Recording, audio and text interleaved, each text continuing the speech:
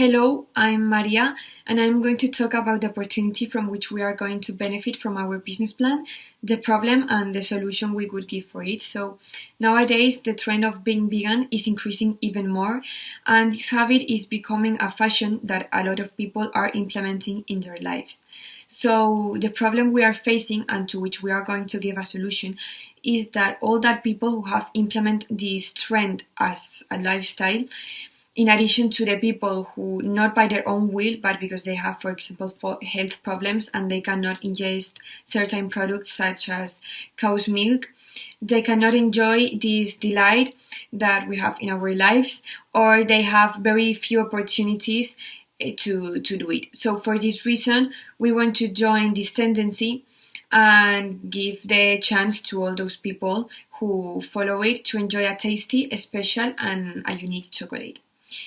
As I already mentioned before, we are not only talking about fashions, but there are also many people who suffer health problems and are intolerant or allergic to determined products, or cannot take gluten, for example. So we also want to reach them and that they can enjoy this pleasure like the rest of us. So in this city, there are many restaurants of all kinds of food, Mediterranean, Italian, Chinese, vegan, but even the concept that we have of offering a healthier chocolate for your body and with ecological products is not very exploited yet. That's why we want to take advantage of this market niche and enter it. So we want to provide the chance of enjoying an exquisite taste experience in a charming, cozy, informal and friendly environment, place that will offer you a total immersion in the universe of chocolate. So in conclusion, our whole team is committed to delivering an unforgettable experience in a friendly, relaxed and casual atmosphere for everyone to feel at ease. Okay, so I'm going to talk about testing what we will do and about the received customer feedback. Well, in our business like ours, where we are offering mainly food, it's important to constantly update and try new options for us to maintain our client base and to attract new ones. The principal idea is to make samples of our products and offer them to people that pass by our establishment and ask what they think of them. Well, this will be beneficial in two different ways. The first being that it could serve as publicity and could attract potential new customers, and the second, that could test which items would be popular and which wouldn't be. Well, the other way of keeping track with our customers' opinion is the offering via mail of surveys. This way we can learn about their opinion on our products, and we understand that the general public doesn't really usually like to answer surveys. That's why we offer a reward system that for completing a survey they get a small reward like a free cup of coffee or a free pastry, etc. Well, this will really help Chok Chok grow as a company, and it will also let our clients know that we care about their opinion, which we consider to be extremely important. For a company like ours that relies so much on customer service, we need to make sure that our workers give the right treatment to the customers. That's why in our shops we will put tablets where customers will be able to rate the service they've received, and judging on that, we can act upon it, making their experience at Chok Chok as good as possible. Well, lastly, we would like to make focus groups for people to try our products, and then to see if they can actually recognize that if the products are vegan. In case that the test was a success and well, they could not tell the difference from vegan products and non-vegan ones, it could also be used as a publicity stunt on social media. Okay, so now I'm gonna talk about the target market. Having a well-defined target market is now more important than ever. It is impossible to target everyone. That is why our company aim is to target vegan consumers and people that has a healthy lifestyle and that will pay for normal prices but high quality vegan and healthy food.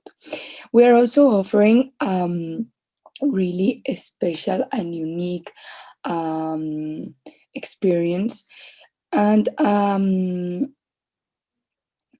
Since 2014, the interest in veganism has increased a lot. Google Statistics says that veganism and gluten-free are one of the most searched topics. That is why we decided to build a project based on this.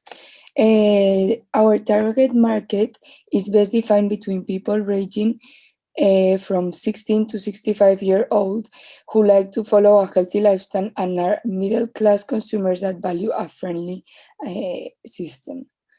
Also, it is important to say that the decision of establishing our restaurant at Serrano 72 is due to the kind of people who frequent that street. For Chok Chok, it's very important the presence in social media. That is why we have a lot of presence: Instagram, Facebook, Twitter. We believe that is the best way to reach our consumers, and we aim to use social media to expand our consumer um, family and to grow as a company using promotions, sponsorships, influencers, social media, athletes, etc.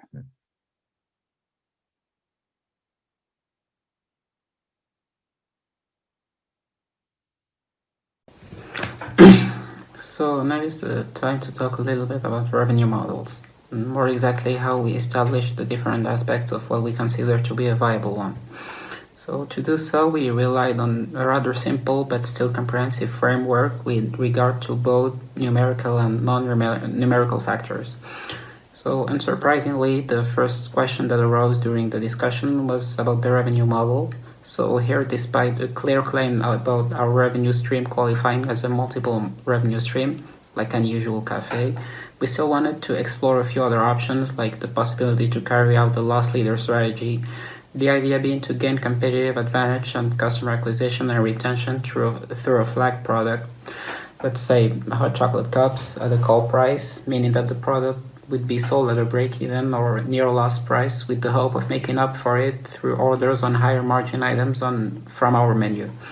For the revenue model, the decision was much more straightforward with a volume unit-based structure and the possibility to expand through a franchise model or licensing. However, experimentation with revenue models would be a rather risky move without a thorough understanding of our costs. So, like any cafe, Chok Chok operates with a combination of fixed, variable, semi-variable, and non-recurring costs. Fixed and semi-fixed costs make up the bulk of the monthly expenses, as for any for-profit company. Ideally, they should not exceed 15% of our sales. These include rent and staff costs, including wages, payroll taxes, and benefits.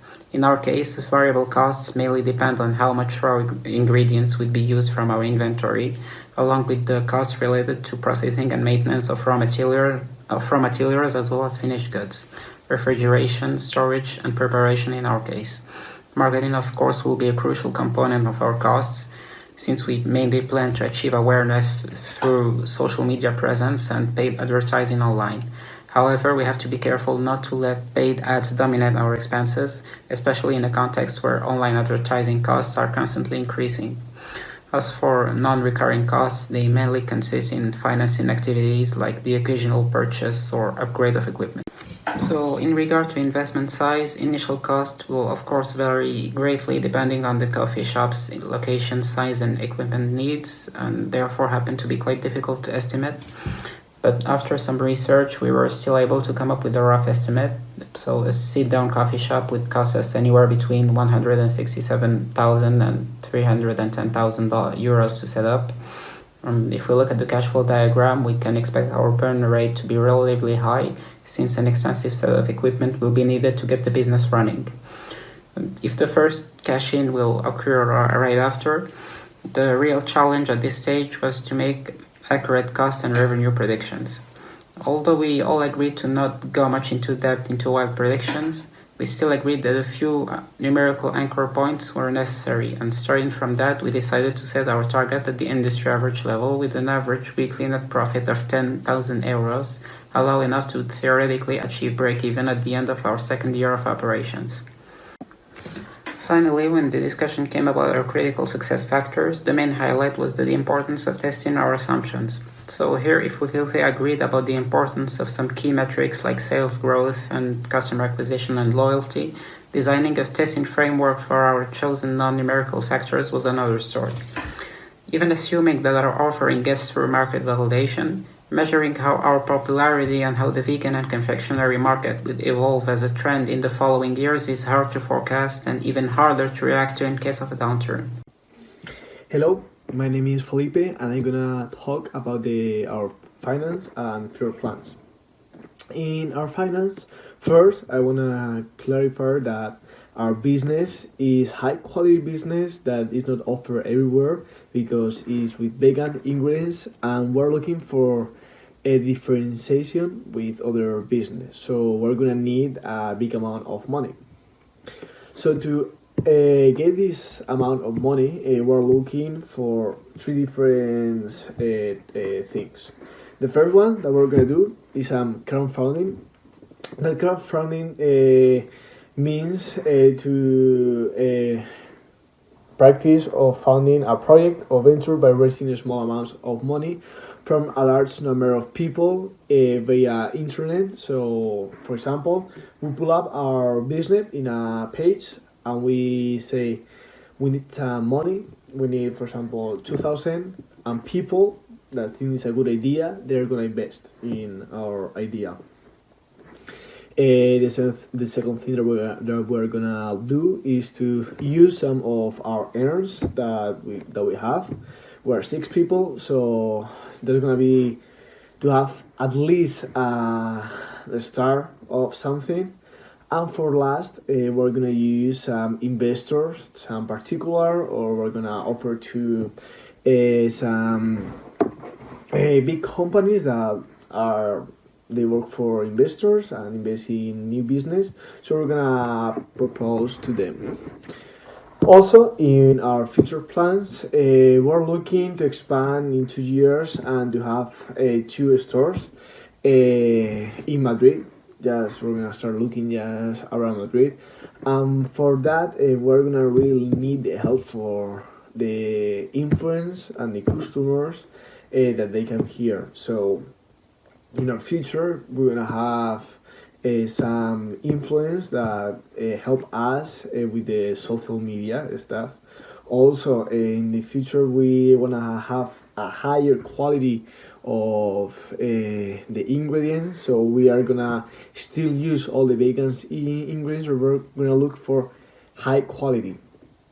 Therefore, maybe the price increase, but we're not looking for a high price increase. We're just looking for better ingredients at the same price. So, in conclusion, what I want to say that our finance, the 3 main finance that we're going to use is the crowdfunding, the investors, and our earns. And also in the future, in 5 years, we're looking to have 2 stores around Madrid and to keep the high quality and not to increase the price. Also, if we talk about the Coca and the LTV, we can see that in our case, we're gonna have 1,300 of expenses in marketing, but we're gonna have around 300 clients per month. So this is equal of 4.33. Also, our LTV is going to have an average of 15 days per month and a life of 8 months. So our client is gonna come 15 times per month for their 8 months, and this is equal to 120. So we're in a good balance.